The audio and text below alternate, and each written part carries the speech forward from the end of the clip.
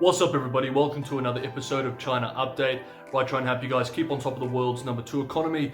My name is Tony. This is the third update for this week. This update is being filmed and released Sunday evening, Beijing time. Let's jump in. On Thursday, major Chinese property developer Kaisa Group Holdings Limited said its finance unit had missed a payment on one of its wealth management products. Of course, we know recently that this company has been in a bit of bother. It has very high debt levels like many other players, including most infamously Evergrande. It missed a bond payment and we saw its credit rating drop to CCC+ 2 weeks ago from S&P, indicating that that default is highly likely without any government intervention. This issue, however, not being able to pay for a wealth management product is not unique to Kaisa. Many companies across the Chinese property development sector, including of course Evergrande, have used dodgy wealth management products over the last few years as a source of cheap funding. Now dozens of developers are in trouble meeting payments. The Wall Street Journal this week, for example, published a piece saying that international investors are becoming more concerned at the existence and the size of these wealth management products that are linked to Chinese property developers. On Friday, Chinese financial media outlet Caixin Media reported that local regulatory authorities in several provinces across the People's Republic of China had recently, quote, given window guidance to city commercial banks requiring that financial management products should be brought under control, end quote, and that the scale of such products must not be increased. Now, moving from the property sector to the macro economy, the national economy, on Friday, in an interview, the director of the National Institute of Finance and Banking pointed out that China's national debt growth slowed more than expected in the third quarter of this year, but potential economic growth was also much lower than expected. Total debt in the real economy was 2.1% in the third quarter, and year-on-year debt growth was 9.7%. As such, China's deleveraging efforts this year have been more modest than had been hoped. And one last thing while we're on the economy, we now have an idea of how hard China's internet companies have been hit by regulators in recent months. According to a report published by a research institute under the Ministry of Industry and Information Technology in Beijing, in the last quarter, the third quarter, the total market value of the 176 listed Chinese internet firms fell by more than 5 trillion RMB. This is approximately $800 billion US. That is an industry-wide drop of 27% quarter-on-quarter and 19.5% year-on-year.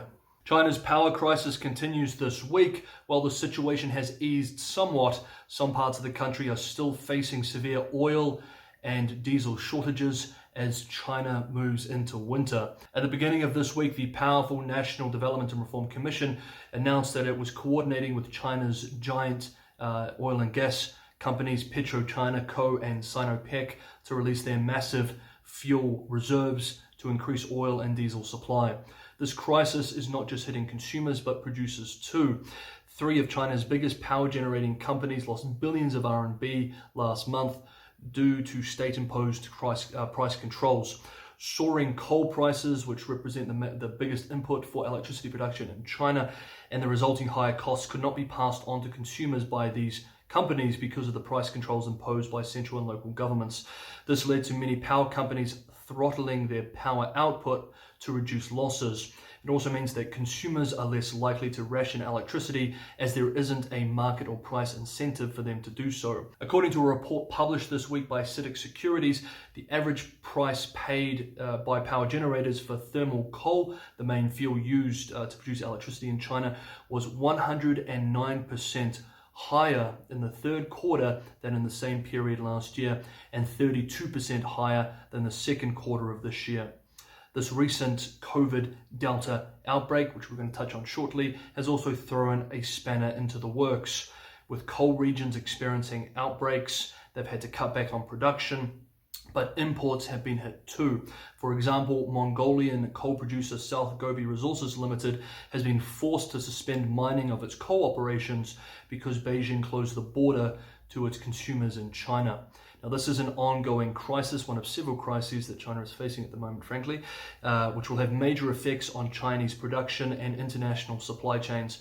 We will continue following these developments over the coming weeks. Now, from one crisis to another, let's move on to the latest COVID outbreak, Delta outbreak in China. China is still trying to stabilize its most recent Delta outbreak, with about 100 new local cases across over a dozen cities being discovered every day. The situation is not out of control at this point, but it is not under control either. This is the case as well in the sensitive city of Beijing, the capital.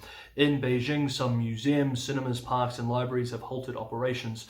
Authorities have urged residents to cancel public gatherings and avoid crowded places, including outdoor public areas. Travel restrictions have also stopped some Beijing residents from returning to the city. Like I said in the last episode, since China is still pursuing a zero-tolerance policy, just one case of COVID can cause serious disruptions for hundreds of thousands of people and significant economic cost.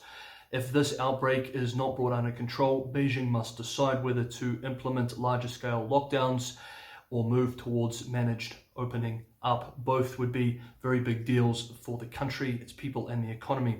At this point, I believe the zero-tolerance policy is still the most favored policy in Beijing, from Beijing's perspective, until at least well into next year. For example, here's a piece from state-run Global Times this week. Quote, "The dynamic zero-case policy is indeed costly, but if we completely open up the border as the US does, consequences will be utterly unimaginable. People are dissatisfied with some rigid practices in China's prevention and control measures. Yet, if what happened in Wuhan last year happens in the whole country again, the public opposition will only be greater. There will be more problems and more serious losses. I find it incredible that some people just don't realize this. However, it is important to prevent their foolishness from spreading to the whole society." End quote. So you can see the sort of language that is being employed by policy elite in Beijing in relation to this argument about whether China should move away from zero tolerance policy. But if this outbreak is not brought under control, the decision may be forced on Beijing, whether it doubles down or whether it opens up. We will continue following this story as it develops over the next few days. Hey guys, if you enjoyed the episode, don't forget to hit that like button. It's a huge help for a small YouTuber like myself. If you're watching this for the first time and you think you're getting some value from the episode, I release a couple of these each week. Maybe consider subscribing, hit that bell notification, and you'll get the most up-to-date analysis on China when I release these. And as always, a huge thank you to my Patreon supporters. You guys are awesome. Thank you so much for supporting me here, and you guys have done so much. I really appreciate it. Cheers. This week, the United States Defense Department released its annual report to Congress on the Chinese military, or the People's Liberation Army. This report has a sizable impact on US-China policy and thus the wider dynamics of the US-China relationship. The report said that China could have 700 deliverable nuclear warheads by 2027 and would boost its stockpile, currently estimated in the low 200s, to at least 1,000 warheads by the end of the decade. With approximately 300 intercontinental ballistic missile silos under construction, a number that exceeds the number operated in Russia, and an additional over 100 mobile ICBM launches, China's total intercontinental ballistic missile force could potentially exceed that of Russia or the United States in the coming decade. The chairman of the Joint Chiefs of Staff in the United States expressed this week, quote, "We are witnessing one of the largest shifts in global geostrategic power that the world has witnessed."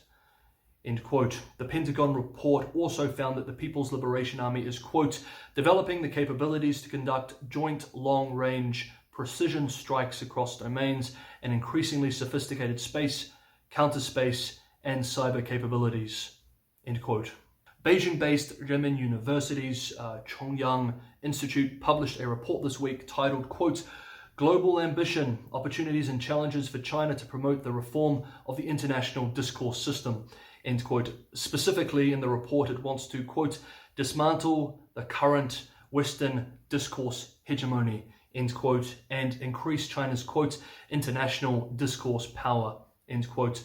This report fits into Beijing's efforts over the past few years to increase what it refers to as international discourse power, or in Chinese, 国际话语权. To put it another way, Beijing wants its narratives to be the dominant narratives around the world. Here is some of the report. Quote, "The Western discourse hegemony with freedom, democracy and human rights as its main concepts has fallen into unprecedented crisis of credibility, while the influence of Chinese discourse with order, life and development as its core concepts has been unprecedentedly enhanced. Chinese and Western discourse is about to enter a decisive period, and the current power of Chinese discourse has risen. It will take countless Cholson Lake battles," here referring to a battle during the Korean War where Chinese and American soldiers fought, "to reshape global discourse. China's official media, think tanks and scholars all need to regain spirit and ambition."